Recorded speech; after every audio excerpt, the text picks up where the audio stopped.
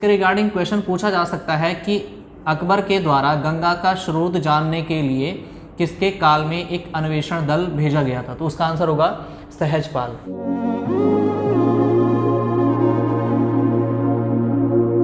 नमस्कार दोस्तों, हमारे YouTube चैनल पर आपका स्वागत है। मेरा नाम आशीष रावत है। मैं PRK स्टडी पॉइंट में एक सीनियर फैकल्टी हूँ।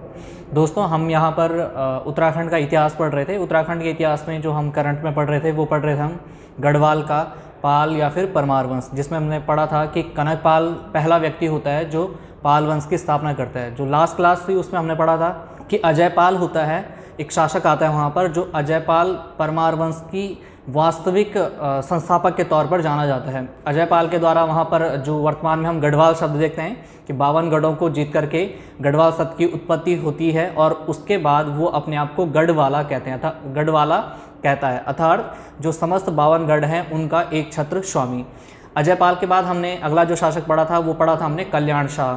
तो कल्याण शाह के बारे में कहा जाता है कि वह पहला शासक होता है जिसके द्वारा अपने नाम के आगे शाह लगाया जाता है। अगर हम कल्याण पाल की बात करें जो कि अपने नाम के आगे शाह लगाता है, तो उसने वो उपाधि के तौर पर नहीं लगाया था, वो नॉर्मली उसने अपने नाम के आगे केवल शाह लगाया था। अगर हम उपाधि के तौर पर देखें तो आगे हम पढ़ेंगे बलभद्र शाह एक व्यक्ति आते हैं, एक राजा आते हैं, वो उपाधि के तौर पर अपने नाम के आगे शाह लगाते हैं। तो दोस्तों, आज की क्लास को स्टार्ट करते हैं। तो आज हम जिस शासक को पढ़ेंगे वो है सहजपाल। सहजपाल की बात करें अगर, तो सहजपाल हुमायूं, अकबर,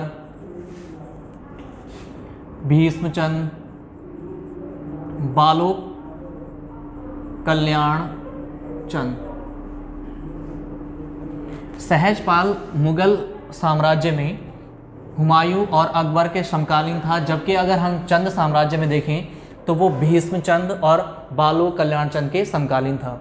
दोस्तों, आपको पता होगा अगर कि जो अकबर मुगल सम्राट थे, अकबर के लिए कहा जाता है कि उनके जो रसोई घर था उस रसोई घर में गंगा जल यूज़ किया जाता था खाना बनाने के लिए।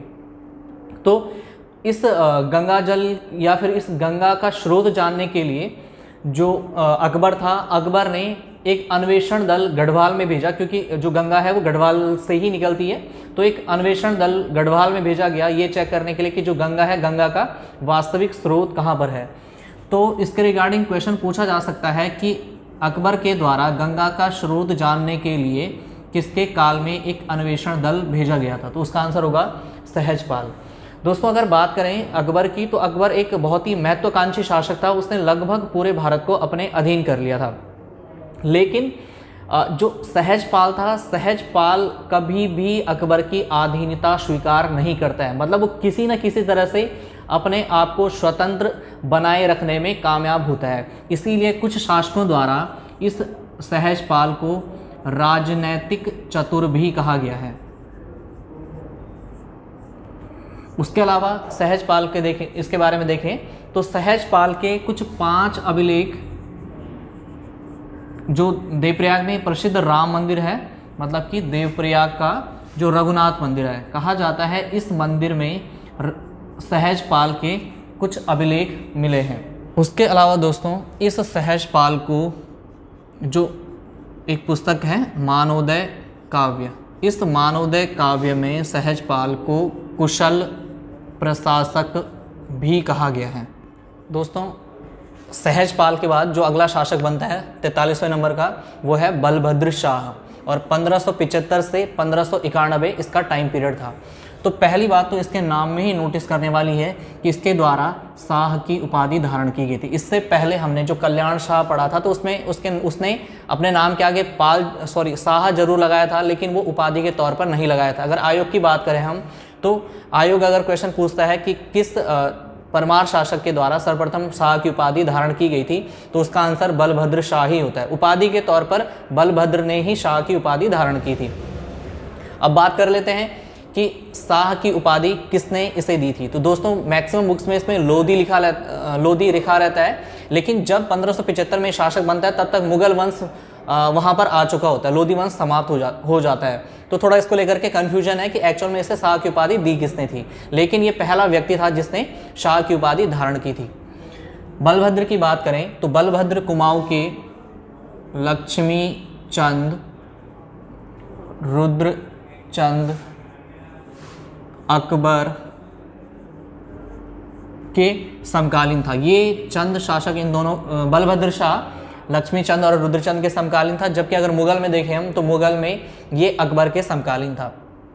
दोस्तों अगर हम बात करें 1591 1591 में यहाँ पर एक प्रसिद्ध युद्ध देखने को मिलता है जिसे ग्वालदम का युद्ध या फिर इसे ही बधानगढ़ का युद्ध भी कहा जाता है। अब अगर हम यहाँ पर रुद्रचंद की बात करें तो इस रुद्रचंद और जो बलभद्र था इन दोनों के बीच में ये युद्ध होता है। रुद्रचंद की, अगर वैसे हमने चंद्रवंश में पढ़ लिया, लेकिन रुद्रचंद की बात करें तो रुद्रचंद ऐसा शासक था जो अकबर की अधीनता स्वीकार कर लेता है और ये दिल्ली के मुगल दरबार में उससे मिलने भी जाता है। तो रुद्रचंद सहजपाल पर तो आक्रमण नहीं करता है, भले ही रुद्रचंद सहजपाल के भी समकालीन था, लेकिन ये वहाँ पर मुगल वंश में जाता है, कुछ टाइम वहाँ पर व्यतीत करता है। उसके अलावा जो सीरा या उसके आसपास के चंद साम्राज्य के जो क्षेत्र हैं उनको अपने साम्राज्य में मिलाता है, जिस कारण वो गढ़वाल पर आक्रमण नहीं कर पाता है। लेकिन जैसे ही यहाँ पर बलभद्र शाह गढ़वाल का शासक बनता है तो रुद्रचंद बलभद्र पर आक्रमण कर देता है। अब अगर उस दौर की बात करें तो ये पिथौरागढ़ का हिस्सा है और इस पिथौरागढ़ के हिस्से के बगल में हमें देखने को मिलता है कि बागेश्वर पड़ता है। अब बागेश्वर के इधर गढ़वाल का चमोली स्टार्ट हो जाता है।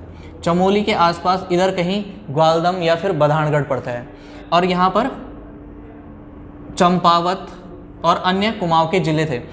दोस्तों जब रुद्रचंद अकबर से मिलकर आता है तो इस बात का पता बलभद्र शाह को चलता है। तो बलभद्र को पता था कि अब जब वो अकबर से मिलकर के आया है, अकबर ने उसे कुछ उपाधियां दी, उसके अलावा जो 84 माल परगना था वो दिया, मतलब कि जो रुद्रचंद था वो पूरी तरह से अकबर की अधीनता ग्रहण कर लेता है। मतलब कि अब अकबर की भी जिम्मेदारी थी कि वो रुद्रचंद की देखरेख करे।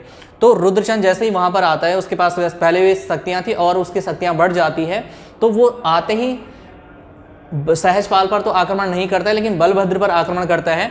अब वो बलभद्र पर आक्रमण करने से पहले वो इस बागेश्वर पर आक्रमण करता है। तो इस बात का पता बागेश्वर में उस टाइम पर एक कत्यूरी शासक था, कत्यूरी शासन यहाँ पर चल रहा था और इस कत्यूरी शासक का नाम था सुकाल देव। तो क्या हुआ कि सुकाल देव और बलभद्र शाह को पता था कि रुद्रचंद अवश्य ही बागेश्वर और गढ़वाल के चमोली वाले हिस्से पर आक्रमण करेगा।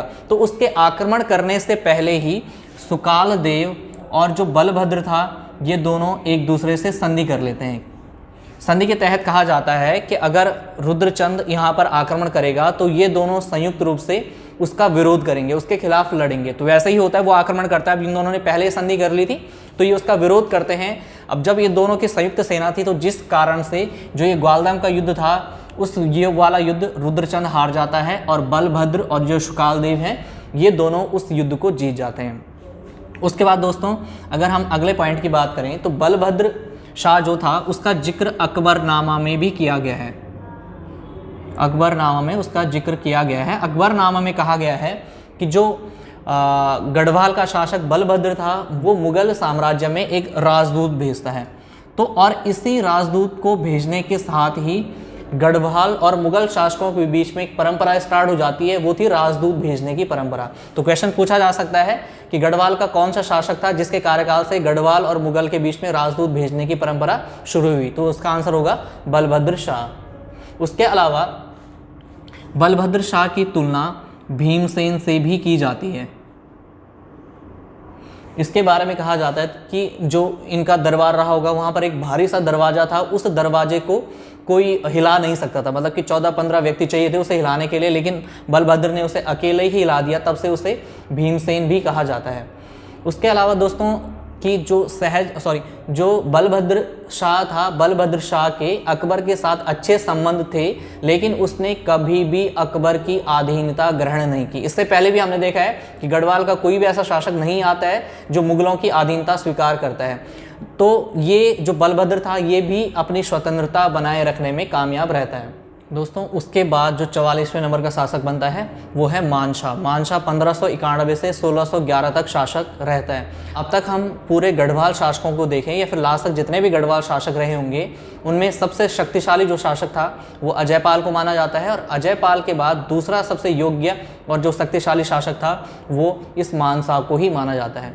अगर हम मानशाह की बात करें तो मानशाह मुग़ल में अकबर के समकालीन था। उसके अलावा जो कुमाऊँ था, कुमाऊँ में उस टाइम चंद्रवंश चल रहा था, चंद्रवंश में ये लक्ष्मी चंद के समकालीन था। दोस्तों ये हमने पहले भी ये पॉइंट डिस्कस किया था चंद्रवंश में कि जो मानशाह था, अच्छा उससे पहले एक और बात डिस्कस कर लेते हैं कि मानशाह ऐसा पहला शासक था जो तिब्बत की जो दापा वहाँ पर रियासत रही होगी वहाँ पर सफल आक्रमण करता है। सफल आक्रमण, क्योंकि इससे पहले भी एक व्यक्ति जिसका नाम था विजयपाल या विजय शाह देखने को मिलेगा कि ये तिब्बत की दापा रियासत पर आक्रमण करता है। पहला यही शासक होता है, लेकिन ये वहाँ पर आक्रमण करता है, उस युद्ध में ही असफल होता है, अर्थात हार जाता है। उसके बाद मानशाह पहला व्यक्ति होता है जो वहाँ पर आक्रमण करके युद्ध को जीत जाता है। तो पूछा जा सकता है कि तिब्बत पर सफल आक्रमण करने वाला प्रथम शासक कौन सा था, तो आंसर होगा मानशाह। तो मानशाह तिब्बत पर आक्रमण करता है, और तिब्बत पर आक्रमण करने के बाद कहा जाता है कि ये तिब्बत की दापा रियासत से 1000 स्वर्ण कलश लाया था। अपने साथ ये वहाँ से 1000 स्वर्ण कलश लाया था। अब जब इस बात की सूचना, स्वर्ण कलशों की सूचना चंद साम्राज्य तक पहुँचती है तो उस टाइम चंद साम्राज्य का शासक था लक्ष्मी चंद। तो ये लक्ष्मी चंद इन स्वर्ण कलशों के लालच में गढ़वाल पर आक्रमण करता है। ये एक नहीं दो नहीं, पूरे 7 बार गढ़वाल पर आक्रमण करता है, और कहा जाता है कि 7 की 7 बार मानशाह ने इस लक्ष्मी चंद को पराजित किया था। इसीलिए उसे लक्ष्मी चंद को किले को शालबुंगा कहा गया, इस लक्ष्मी चंद को लखुली बिराली कहा गया। ये हमने वैसे चंद साम्राज्य में पढ़ लिया है। तो 7 बार आक्रमण करता है। कहा जाता है 8वीं बार ये अपने सेनापति, जो ये लक्ष्मी चंद होता है, 8वीं बार अपने सेनापति नंदी को भेजता है, और इस 8वीं बार मानशाह की तरफ से उसका सेनापति युद्ध कर रहा होता है जिसका नाम होता है खतड़ सिंह। इन दोनों के बीच में जब 8वीं बार युद्ध होता है तो इस युद्ध में खतड़ सिंह की मृत्यु हो जाती है और नंदी विजयी होता है। तब से ही कुमाऊँ में एक त्यौहार मनाया जाता है जिसका नाम है खतड़ुआ त्यौहार, जो कि वर्तमान में 17 सितंबर को मनाया जाता है। कहा जाता है कि जो मुग़ल शासक जहांगीर था, जहांगीर के दरबार में एक राजकवि था जिसका नाम था भरत कवि। तो भरत कवि द्वारा जहांगीर के ऊपर एक पुस्तक लिखी गई थी, जिसके कारण जहांगीर द्वारा उसे एक उपाधि दी गई थी, जिस उपाधि का नाम था ज्योतिक राय। ये भरत कवि को ज्योतिक राय की उपाधि प्रदान करता है। तो कहा जाता है उसके बाद जो भरत कवि था वो यहाँ गढ़वाल में आ जाता है और मानशाह का राजकवि बन जाता है, मानशाह का कवि बन जाता है। ये मानशाह के दरबार में आकर के एक पुस्तक लिखता है जिस पुस्तक का नाम होता है मानोदय काव्य। दोस्तों इस मानोदय काव्य की बात करें तो जो गढ़वाल का परमार वंश था, इस परमार वंश को जानने का प्रथम स्रोत मानोदय काव्य को ही माना जाता है। उसके अलावा इस मानशाह के कार्यकाल में एक व्यक्ति आता है जिस व्यक्ति का नाम होता है विलियम फिंच। तो विलियम फिंच ने वर्णन किया है मानशाह का कि गढ़वाल का एक ऐसा शासक है जो सोने के बर्तनों में खाना खाया करता था, भोजन किया करता था। तो वहाँ पर उस जिस शासक की बात की जा रही है वो मानशाह ही था।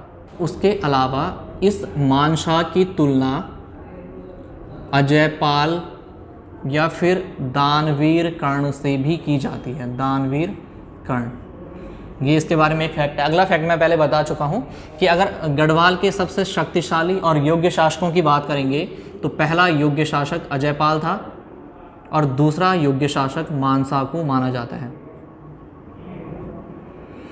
और अगर गढ़वाल के पवाड़ों के अनुसार देखें तो कहा गया इस मानशाह का जो सेनापति था वो जीतू बगड़वाल भी था।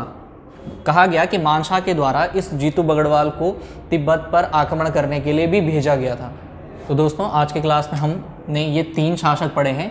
3 शासक में से सहजपाल की बात करें तो इसके रिगार्डिंग ये फैक्ट है, सहजपाल के कार्यकाल में गंगा का स्रोत जानने के लिए अकबर के द्वारा एक अन्वेषण दल भेजा गया था। उसके बाद बलभद्र शाह की बात करें तो इसके रिगार्डिंग है, ये पहला शासक है जो अपने नाम के आगे शाह की उपाधि लगाता है। उसके अलावा बलभद्र शाह के टाइम पीरियड से ही मुगल और गढ़वाल शासकों के मध्य राजदूत भेजने की जो प्रथा थी वो स्टार्ट हो चुकी थी। उसके अलावा मानशाह है जो अगला शासक बनता है। तो मानशाह तिब्बत पर सफल आक्रमण, तिब्बत कहें या फिर उस टाइम पर्टिकुलर देखें तो दापा रियासत थी, दापा पर सफल आक्रमण करने वाला जो पहला शासक था वो मानशाह था। उसके अलावा मानशाह के कार्यकाल में ही जो लक्ष्मी चंद था, चंद वंश का शासक, तो उस लक्ष्मी चंद के द्वारा 7 बार लगातार असफल आक्रमण किए गए थे। तो इसके बाद का जो है वो हम नेक्स्ट क्लास में पढ़ेंगे। तो दोस्तों अगर आपको हमारी क्लासेस अच्छी लगती हैं तो हमारे चैनल को लाइक, शेयर और सब्सक्राइब करें।